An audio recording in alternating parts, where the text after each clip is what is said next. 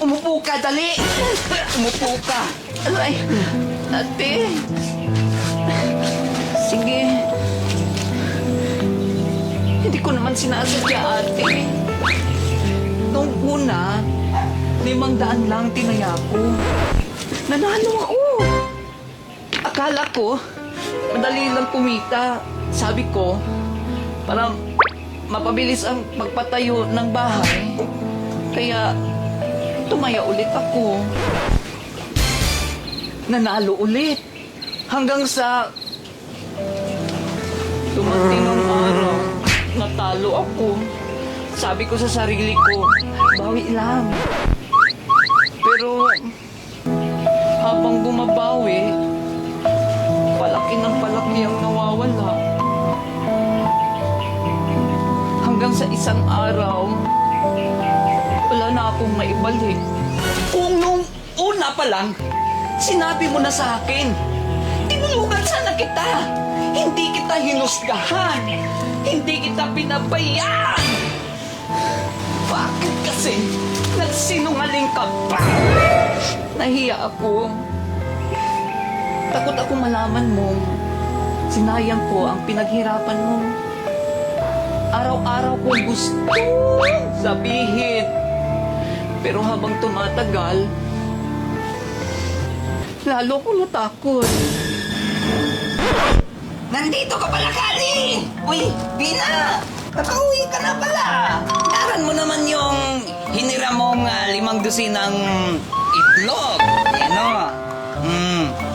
To, Kali. 3 buwan na! Hindi ngayon. Hindi ngayon. Kailan? Yung mga sisiw, gusto na ring maningil. Pati itlog, hindi lang itlog. May utang din yan sa tindahan, sa water station, sa fishbowl, sa tricycle, sa load, pati sa nagbibinta ng taho. Ano? Buhay naman. Sinasabi ko lang yung katotohanan. Alex!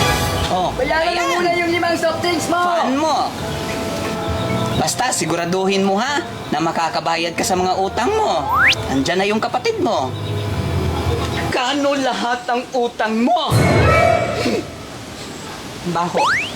Magkano? Mga 200. Ang baho? 1,000. 200,000?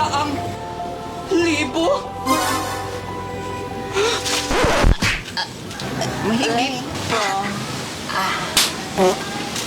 Ay, sakit. Ang dami naman kahoy dito.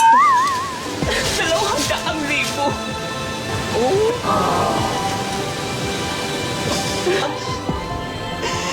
Hayaan mo muna ako.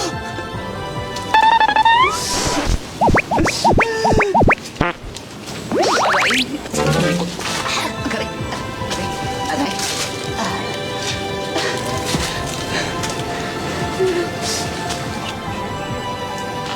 Hindi ko alam kung paano sisimulan ulit ang buhay natin.